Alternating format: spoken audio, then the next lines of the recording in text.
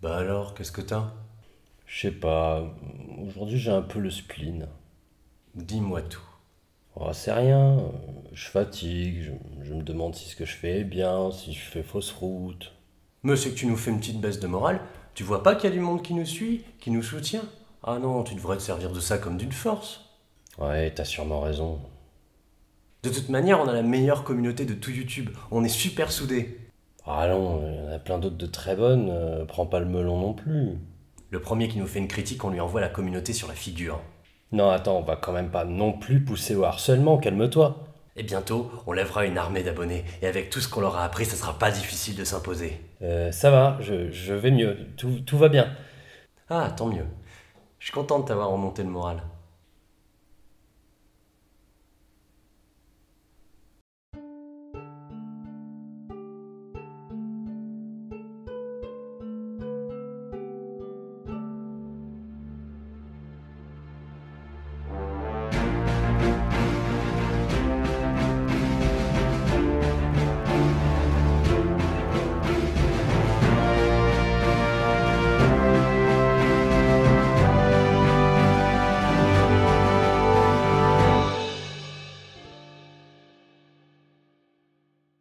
Aujourd'hui, nous allons parler d'un concept assez naturel, mais étonnamment peu étudié, l'esprit de corps.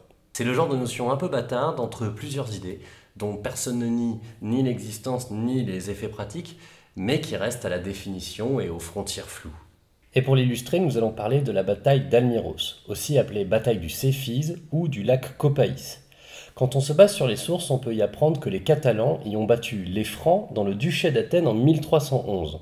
Attends. La Catalogne, c'est pas en Espagne, Si, et les Francs, c'est pas en Europe occidentale.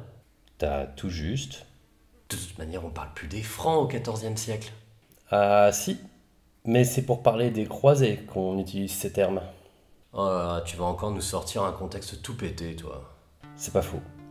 En réalité, cette bataille a opposé une troupe mercenaire catalane à son propre compte à l'armée du duché d'Athènes, reste d'une croisade un peu particulière. Bref, pour tout comprendre, il va nous falloir parler de l'origine des deux belligérances séparément. Et pour commencer, le duché d'Athènes, dont nous trouverons l'origine dans la quatrième croisade. En 1198, après l'échec de la troisième croisade, un nouvel appel est lancé, qui est moyennement suivi. Mais bon, finalement, une armée finit par se constituer. Cette dernière fait appel aux Vénitiens pour être transportée par bateau jusqu'au Moyen-Orient. Mais elle n'a pas de quoi les payer. Les Vénitiens vont donc leur demander quelques petits services sur leur chemin. En 1202, les croisés reprennent Zara aux Hongrois pour le compte des Vénitiens. Les Hongrois étant catholiques, cette action mène le pape à menacer l'armée croisée et Venise d'excommunication. Mais c'est alors qu'un certain Alexis IV propose aux croisés de payer leurs dettes aux Vénitiens s'ils l'aident en retour à récupérer pour son père Isaac II le trône de l'Empire byzantin, alors entre les mains de son oncle Alexis III. Une bonne manière de se faire pardonner auprès du pape et qui règle finalement les affaires de tout le monde. Ce projet d'imposer une tête couronnée à Constantinople ne déplaît pas non plus aux Vénitiens qui y voient une occasion de récupérer certains avantages commerciaux. Aussi, la flotte vénétio-croisée se dirige vers Constantinople et met le siège. S'ils ne prennent pas la ville, ils parviennent à réinstaller Isaac II, empereur, avec Alexis IV en co-empereur en 1203. Vous vous doutez que je résume violemment, hein, c'est une affaire diablement compliquée, la quatrième croisade. Des tensions apparaissent rapidement entre ceux que nous nommerons les Grecs, byzantins orthodoxes qui n'acceptent pas Alexis IV comme co-empereur dans ces conditions, et les latins, croisés catholiques, qui eux n'acceptent pas Isaac II comme co-empereur puisque ce dernier a déjà négocié avec Saladin, ennemi mortel des croisés. Et comme les Byzantins ne paient pas, il finit par y avoir rupture. Quand Alexis IV est assassiné par le futur Alexis V, les croisés assiègent Constantinople une nouvelle fois. Ils prennent la ville et la mettent à sac de manière généralisée en 1204, ce qui change complètement l'équilibre de la région. Et plutôt que de continuer leur croisade, les Latins fondent l'Empire latin de Constantinople et le royaume de Thessalonique. Les Vénitiens obtiennent plusieurs îles et fondent le duché de Naxos. Le reste de l'Empire byzantin se divise entre l'Empire de Nicée et l'Empire de Trébizonde.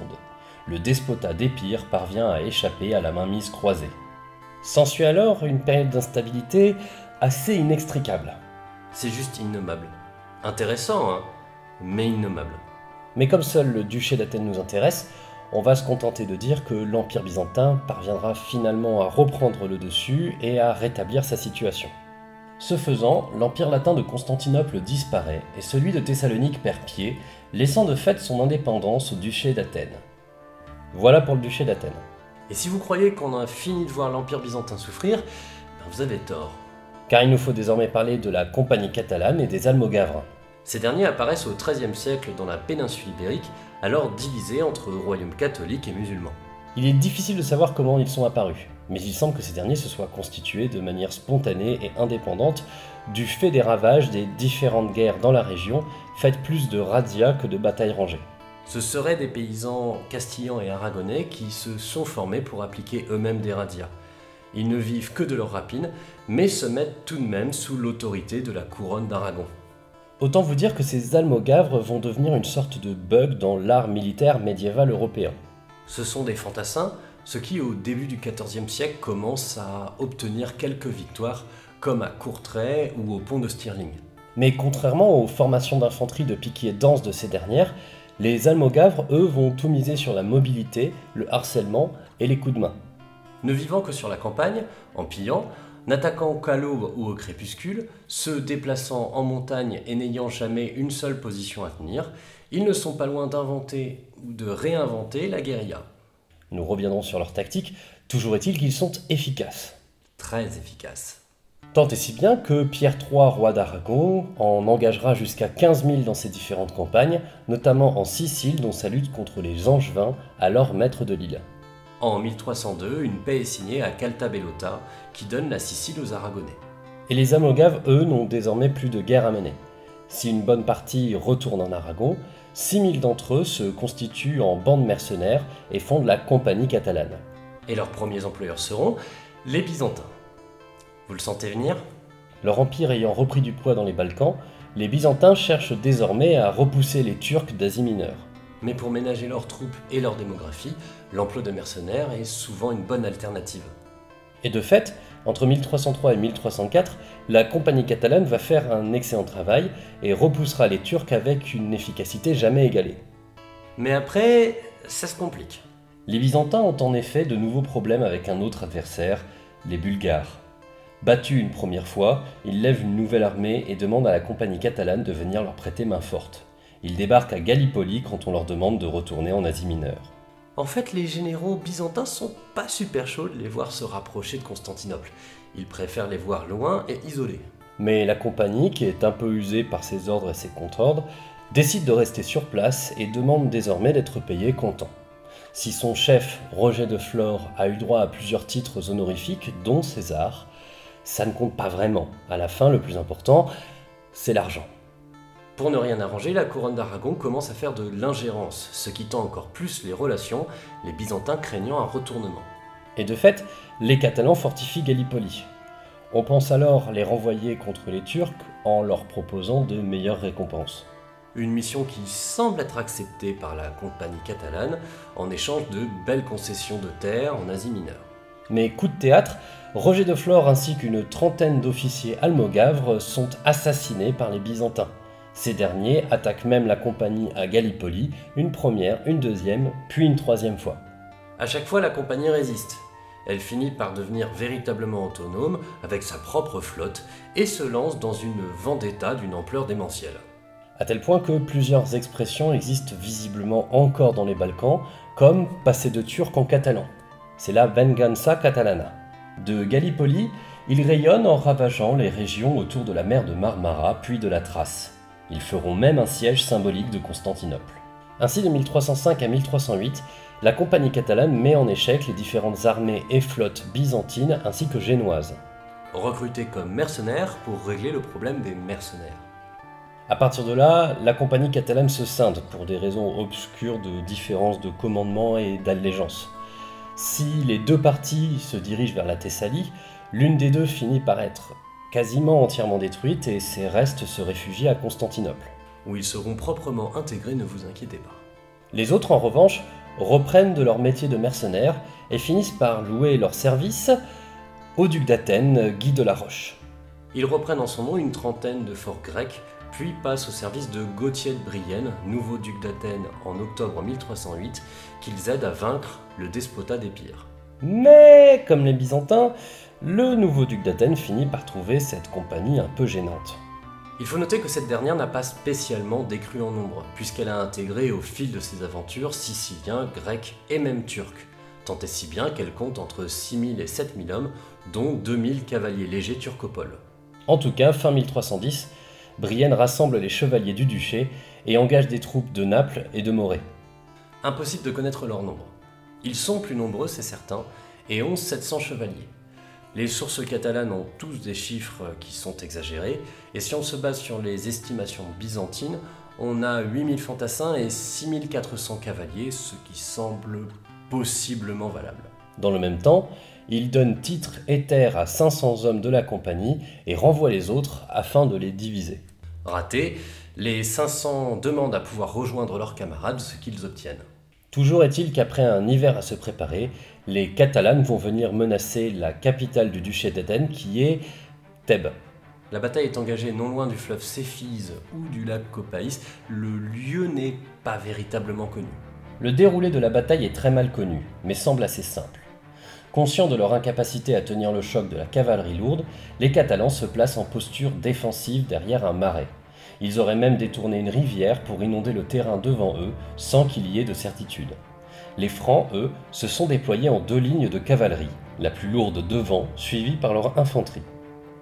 Notons que la cavalerie turcopole de la compagnie catalane, craignant que ce combat ne soit qu'une mise en scène pour se débarrasser d'eux, se tiennent en arrière. Bon alors, je vous cache pas que ça fait vraiment partie de ces batailles où finalement on sait pas grand chose.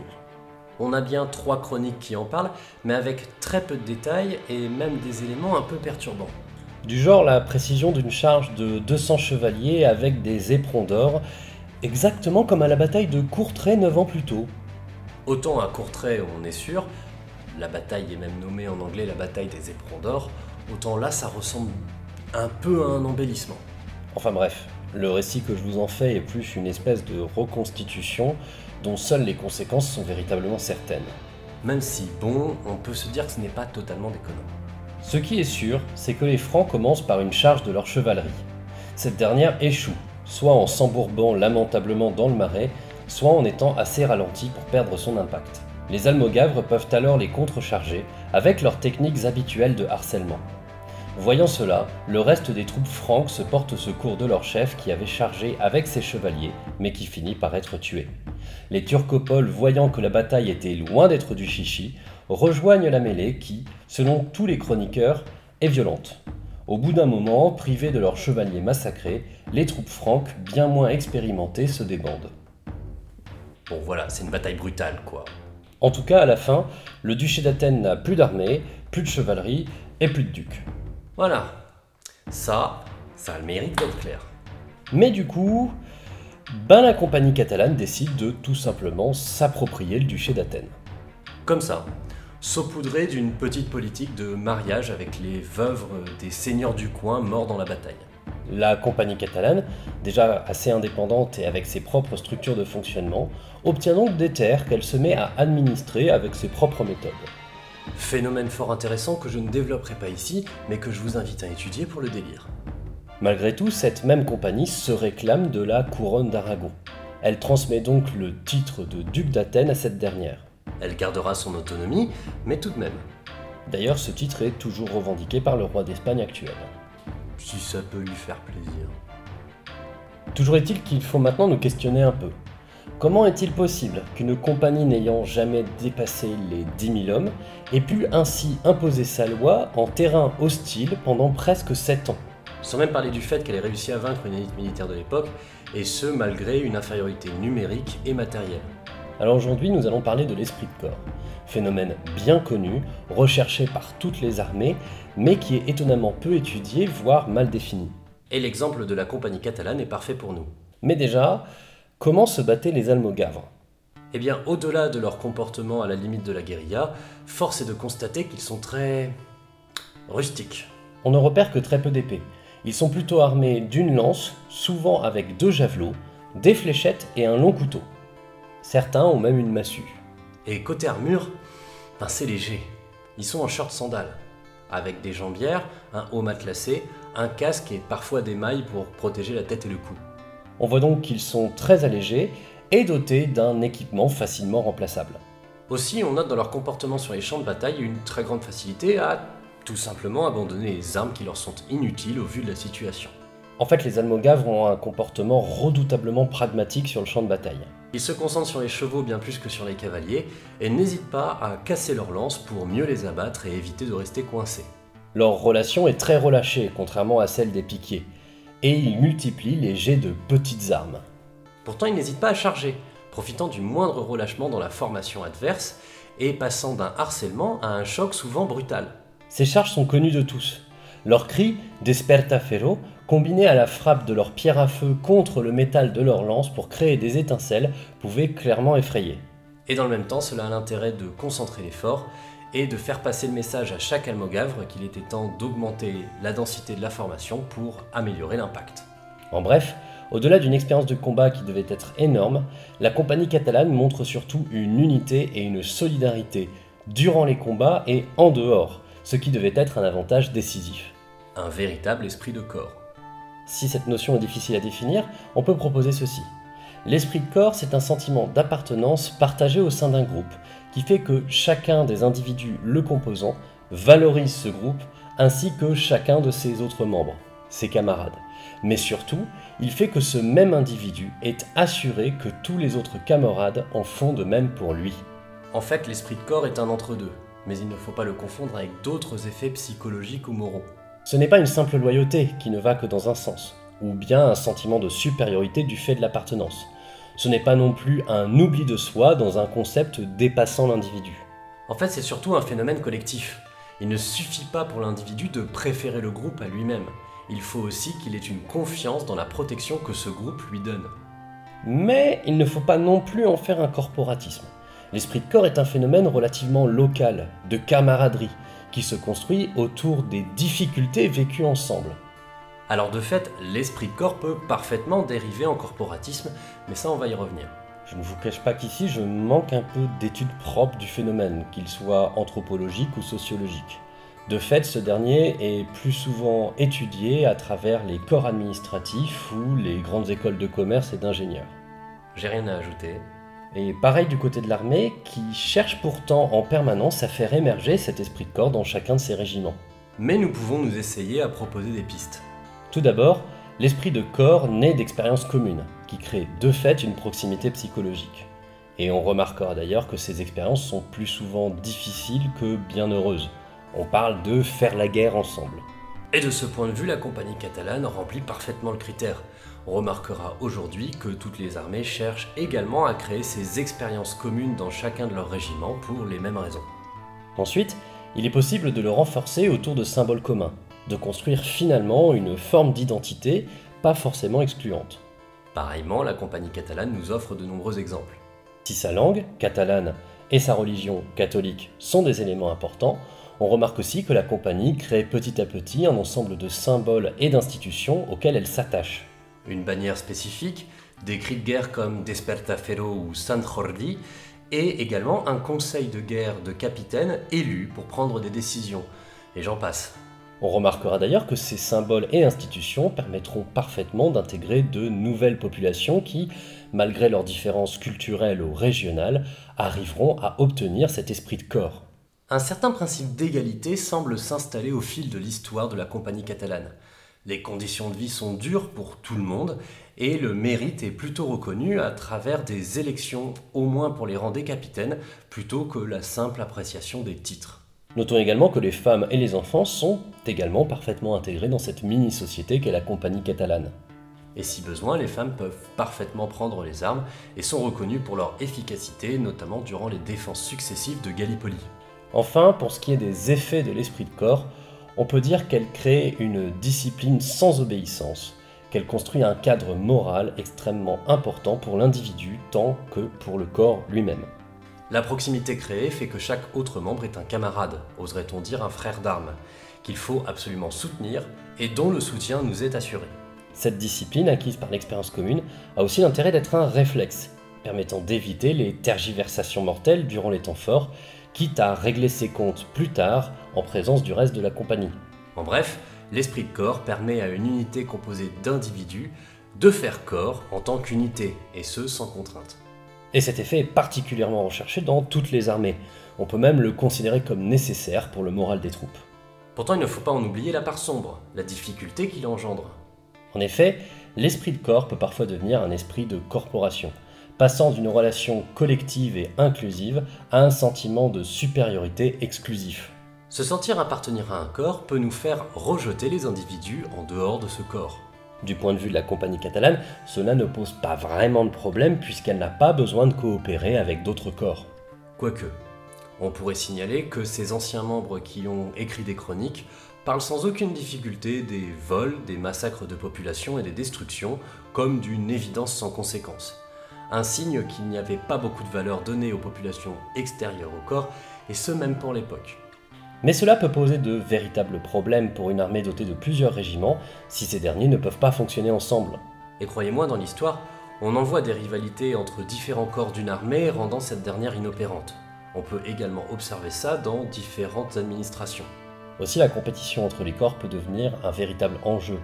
Esprit de corps, oui, mais pas au point de rejeter les autres corps. Bref, l'esprit de corps c'est bien, mais on ne sait pas exactement ce que c'est, on ne sait pas exactement comment le faire apparaître, et faut pas en faire trop non plus. Et voilà, c'est la fin de cet épisode, j'espère qu'il vous a plu. En attendant, moi je vous remercie de m'avoir écouté, et je vous souhaite une bonne journée.